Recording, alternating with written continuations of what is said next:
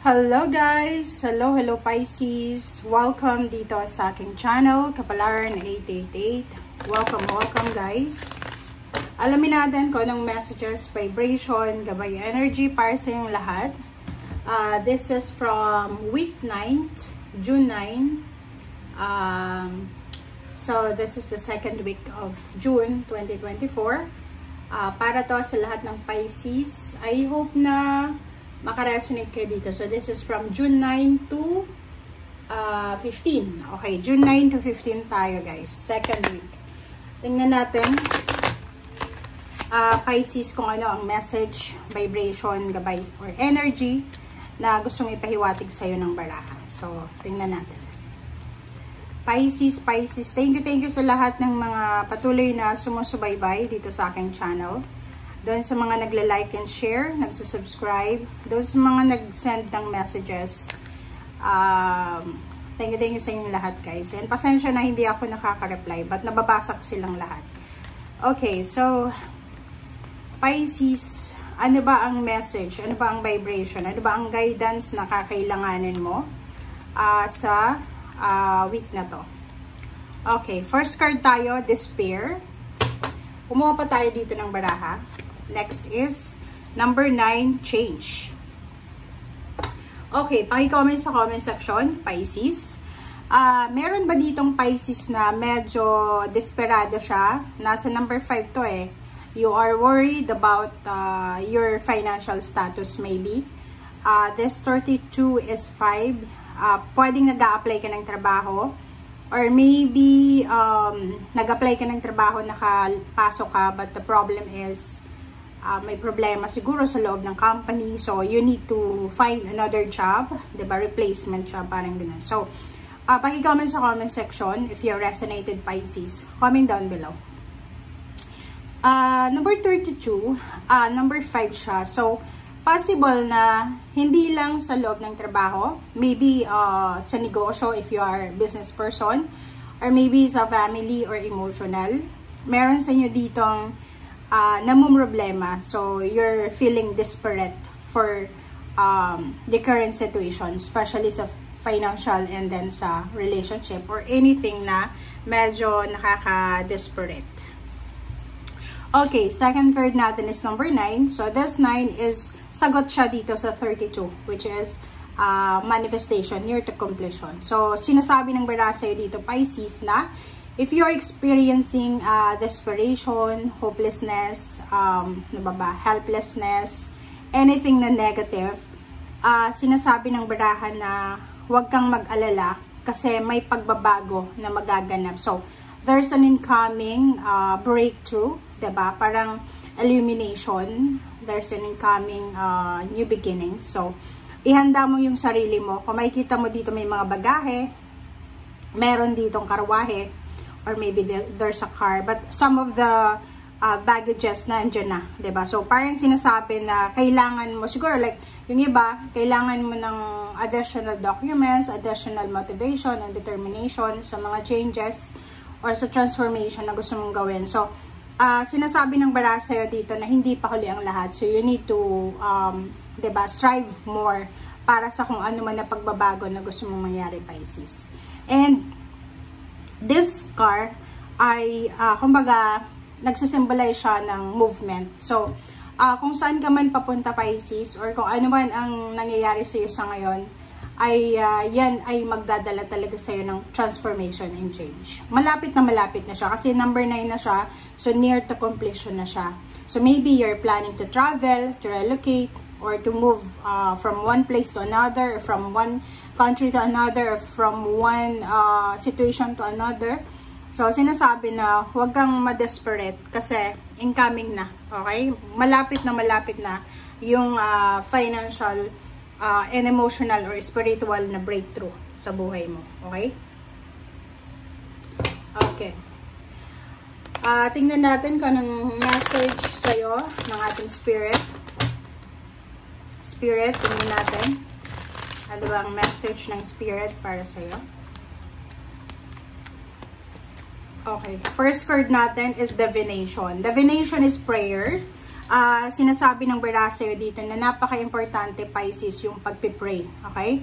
Napaka-importante, especially if you feeling despair, feeling hopeless and helpless, feeling sad, lonely, or alone. Sinasabi ng baraha mo dito na you need to pray. Okay? You need to pray, you need to ask guidance sa angels, sa guides, spiritual helpers, archangels, invoke archangels. Okay? Okay. Next card natin, tingnan natin. Pisces.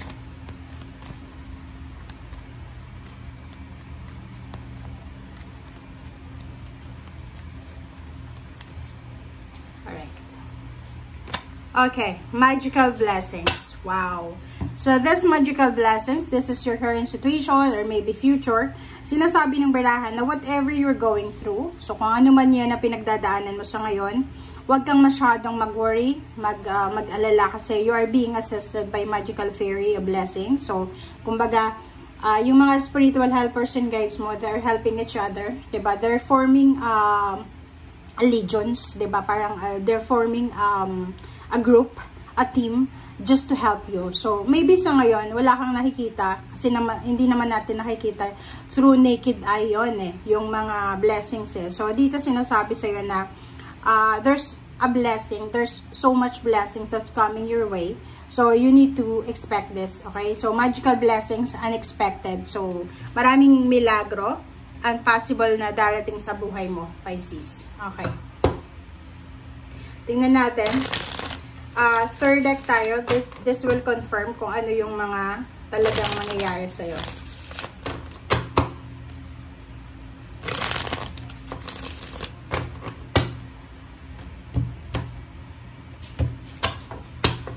Okay, Pisces. First card, second card. So, yun.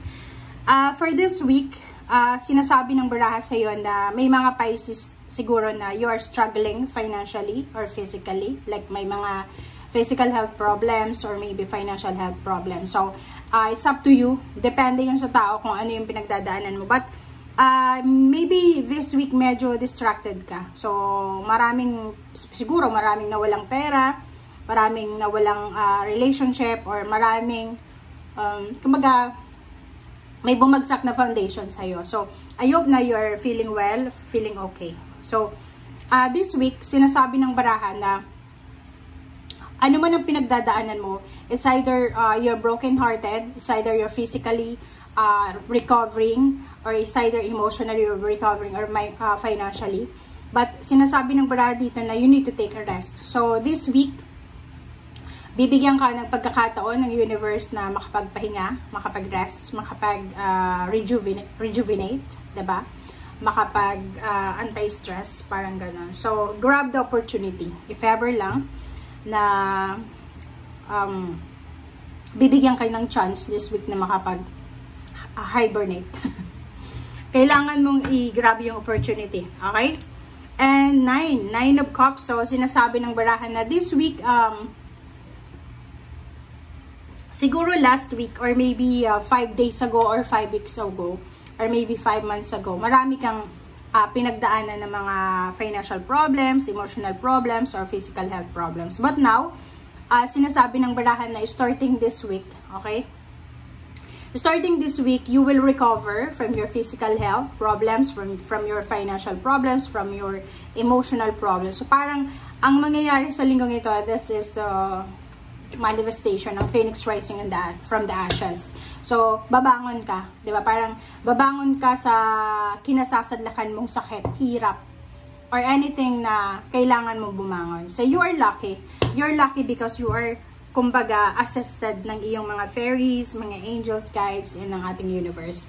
And number 9, this is the manifestation of happiness, diba? Emotional happiness, family, love life, wishes come true, parang gano'n. So, sinasabi ng barahan na talagang ang buhay ng tao ay weather lang. Minsan may pinagdadaan ng hindi maganda, and minsan mayroong sobrang blessings na darating sa buhay mo. So, this week, this is the parang confirmatory week para sa'yo. So, mako-confirm mo this week na ang buhay talaga is unexpected. Okay?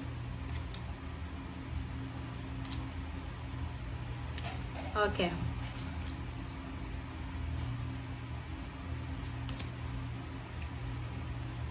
And sa ilalim mo ay King of Pentacles.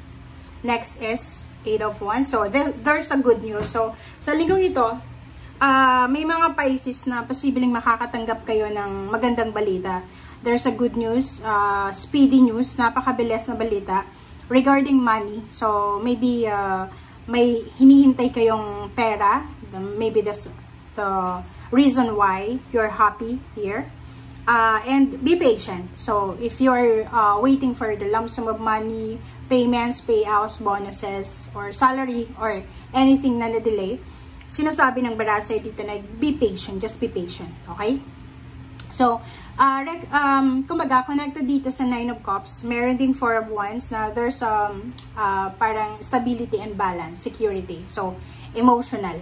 So, sinasabi ng baraha na punong-puno yung puso mo ng kaligayahan. So, this week ay punong-puno ang puso mo ng sobra-sobrang kaligayahan, galak, parang ganun. So, yung 4 of Wands dito, there's a celebration of blessings, celebration of relationship, celebration of success, celebration of good luck. So, pwedeng may wedding anniversaries, birthday celebration, merong housewarming, house blessing, binyagan, or anything na stable and secured and happy. Okay? So, sinasabi ng bara sa'yo na simula ngayong linggo, okay, kumbaga, unti-unti nang makakamit ng mga Pisces na to, yung emotional happiness. Yung parang halimbawa na pinagkait sa'yo ng pagkakataon, diba? May mga moments sa buhay mo na hindi mo maintindihan bakit nangyari to, bakit nangyari yan. So, you will feel freedom this week. So, you are free. You can do whatever you want. And, nandito yung Ace of Cups. Sinasabi ng Ace of Cups, this is the manifestation of emotional fulfillment and happiness. Yung parang umaapaw na kaligayahan sa puso mo na you never expected this moment, diba? So, parang ang nakikita natin dito, yun nga, Phoenix rising from the ashes.